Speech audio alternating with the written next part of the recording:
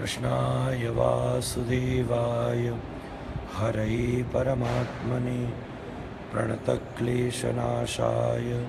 गोविन्दाय नमो नमः। हरे कृष्ण कृष्ण कृष्ण हरे हरे, हरे राम राम राम हरे हरे।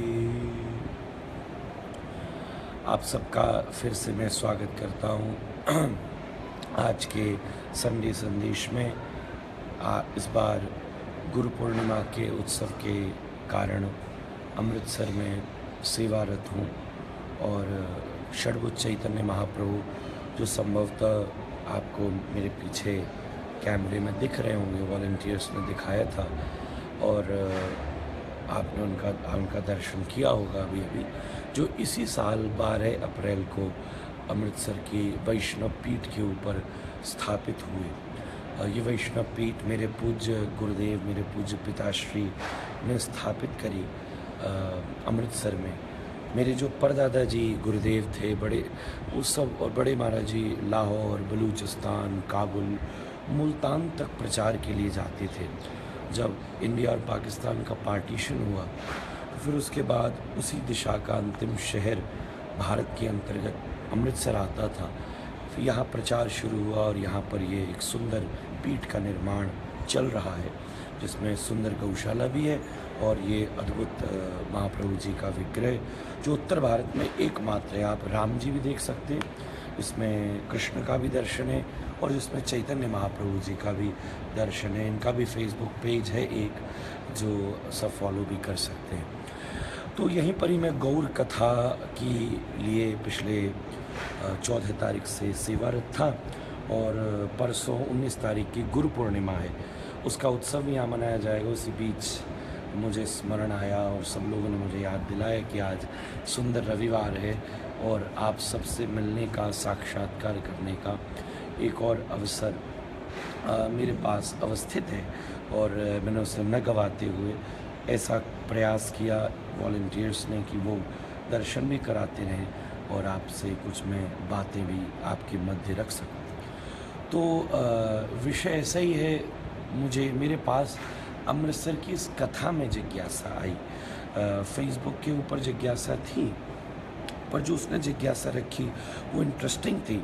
सो I thought to talk to you about that lovely point जो हमारे जीवन में एक बहुत बड़ा सहारा है। और ये जो हमारी भारतीय संस्कृति का शब्द है, ये विश्व प्रसिद्ध है।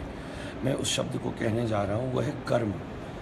आज कर्म एक विश्व प्रसिद्ध विषय है, चाहे भारत हो चाहे भारत से बाहर हो, everyone is very much familiar with this word karma and the relationship of karma and destiny. There is endless what we can talk about karma, but जो भी कुछ मुख्य पॉइंट्स होंगे आपके बीच रखने का मैं प्रयास करूँगा। पहली बात समझने वाली वो है कि कर्म क्या है। मेरे गुरुदेव कहते हैं कर्म ये नहीं है जो आप कर रहे हो, एक्शन का कर्म से कोई मतलब नहीं है। कर्म है कि आप किसी भी एक्शन को क्यों कर रहे हो, why you are performing a specific action. कर्म का मतलब केवल व्यापार नहीं है जो सुबह 9 बजे से शाम की 6 बजे तक होता है। कर्म आप 24 घंटे करते हो, 12 महीना करते हो, बचपन से बुढ़ापे तक करते हो। हर कृत्य, ये जो मैं भी यहाँ कर रहा हूँ ना, ये भी कर्म है। और आप फेसबुक पर बैठकर जो घरों में सुन रहे हो, ये भी कर्म ही है। ये सुनना भी कर्म से कोई कम नहीं है। तो मोटिव बिहाइंड योर एक्शन। मेरे पिताजी एक दृष्टांत ऑलवेज दिया करते थे कि एक डॉक्टर के पास भी चाकू है और एक डकैत के पास भी चाकू है और वो दोनों अपना चेहरा भी ढक कर के आए। मज़े की बात ये है कि दोनों पेट भी काटते हैं, पर एक जब काटता है तो हम उसको फीस देते हैं कि भाई तू ठीक कर दे, दूसरा तो हम उससे भयभीत होते हैं क्योंकि एक्शन दोनों का एक सा है पर मोटिव दोनों का अलग अलग है। एक आदमी हत्या करना चाहता है, दूसरा आदमी प्राणों की रक्षा करना चाहता है। तो कर्म का सीधा मतलब है आप इस कृत्य को क्यों कर रहे हो। अब दूसरी बात, कर्म और प्रारब्ध का संबंध क्या है? हर आदमी कर्म करने के लिए स्वतंत्र है, पर उसके भाग्य को भुगतने के लिए परतंत्र है। भगवान ने कर्म का कंट्रोल जीव को दिया है, पर भाग्य का संचालन अपने हाथ में रखा है।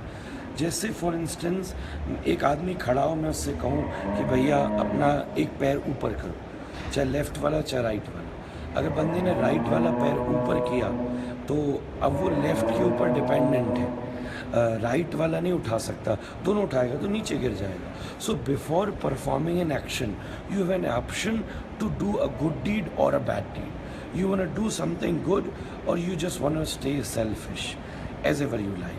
अब अगर आपने एक बार एक्शन कर दिया, एक बार आपने स्टेप अहेड कर दिया, now you are fully dependent to face the reaction of your action. जो डेस्टिनी है वो हमारे कर्म पर प्रभाव नहीं डालती, डोंट मिसअंडरस्टैंड, कर्म पर प्रभाव नहीं डालती। जो डेस्टिनी है वो हमारे कर्म के प्रारब्ध के ऊपर प्रभाव डालती है। एक आदमी सड़क के किनारे बैठकर 10 घंटे मेहनत करता है, 1000 रुपये कमाता है। एक आदमी एसी दफ्तर में बैठ के 10 घंटे केवल बैठता है, कागज़ साइन करता है, कुछ मैनेजमेंट करता है, दिमाग चलाता है, 10 लाख रुपए कमाता है। अब अगर स्ट्रेंथ ऑफ एक्शन से रिवॉर्ड को कैलकुलेट करना हो तो सड़क के किनारे वाले को 10 लाख मिलना चाहिए, ऑफिस में बैठने वाले को 1000 मिलना चाहिए। पर लेस एक्शन मोर रिजल्ट, वहाँ too much action and less result. So destiny always effect the result of your action. There is a lovely relationship between destiny and action. कर्म और प्रारब्ध का एक यही अद्भुततम प्रभाव। न्यूटन ने ये फॉर्मूला दिया, every action there is equal and opposite reaction. हमारा वेद धर्म इसको मानता है, बल्कि मैं ये कहूँगा तो गलत नहीं होगा, बिल्कुल सब जगह लिखा हुआ है स्पष्टीकरण से कि ये सूत्र न्यूटन ने भी पॉसिबली वेदों से ही लिया है। बस एक ही फ़र्क है न्यूटन और हमारे वेदों में, उसने कहा इक्वल। हमारे यहाँ इक्वल शब्द नहीं है, ऑपोजिट रिएक्शन तो है पर इक्वल रिएक्शन नहीं है। आपके जो कोई बुरा फल होने वाला है जीवन में, अच्छे काम से उस बुरे फल को टाला जा सकता है। जैसे मैं एक स्टोरी सुनाया करता था हर बार, मुझे बड़ी अच्छी लगती है कि 2 दोस्त थे, एक अच्छा आदमी था, एक बुरा आदमी था। एक दिन बुरा आदमी आ रहा था, उसका पैर टकराया और उसने देखा जहाँ उसका पैर टकराया वहाँ गोल्ड कॉइन से भरा हुआ एक बैग था। जो अच्छा आदमी था वो आ रहा था, उसके पैर में कील घुस गई। तो वो कुछ दिन बाद मरे, धर्मराज के पास पहुँचे, यमराज से बातचीत हुई कि ये कैसे हुआ। तो वो उसने उनकी डेस्टिनी के बारे में बताया कि जो बुरा आदमी था वो एक्चुअल में उस दिन दुनिया का सबसे रिचेस्ट आदमी बनने वाला था, but because of his bad deeds वो इतना बड़ा धन एक बैग ऑफ कॉइन्स में समाप्त हो गया। और जो अच्छा आदमी था वो उस दिन मरने वाला था, और उसकी गुड डीड्स ने इतनी बड़ी दुर्घटना को पैर की एक चोट फैला करके ख़त्म कर दिया। तो ऐसे इक्वल रिएक्शन का बस जोड़ा नहीं है, ऑपोजिट रिएक्शन यहाँ पर प्रारब्ध होता है, यहाँ पर कैलकुलेट होता है। हम अपने जीवन में अच्छे से अच्छा करते करते रहें, सबसे पहली मीठी बाणी बोलते रहें। छोटा सा भी अच्छा काम आपको हज़ारों साल तक दूसरे के दिल में जगह प्रदान करेगा। मेरे गुरुजी कहते हैं हमने बड़े बड़े घर बनाए, असफल है। सफलता तो तब आती है जब किसी सज्जन के दिल में घर बना। हम एक अच्छे कर्म को करते रहें।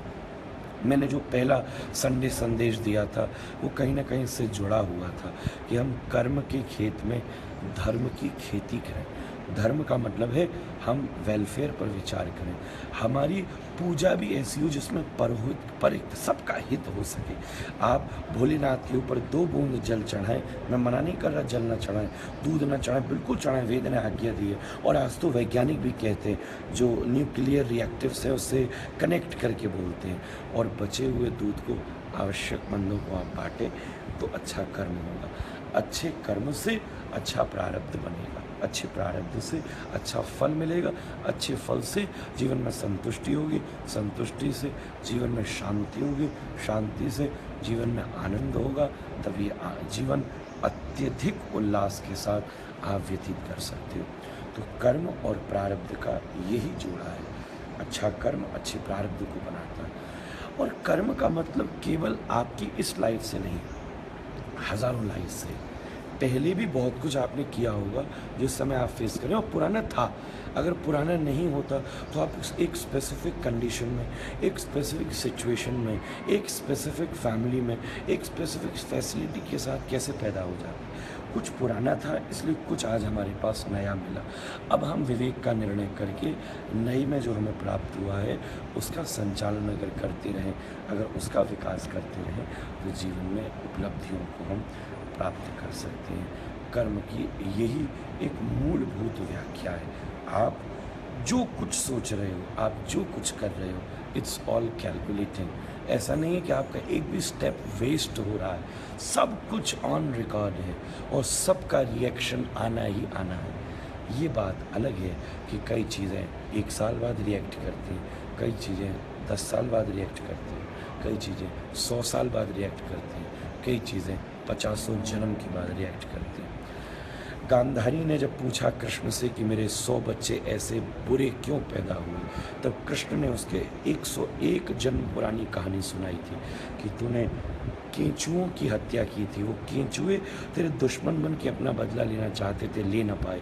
फिर वो तेरे गर्भ से पैदा हुए, अपने को उन्होंने मारा, पर माता होने के नाते तुझे कष्ट हुआ, जिससे वो वास्तव में मुक्त हो गए।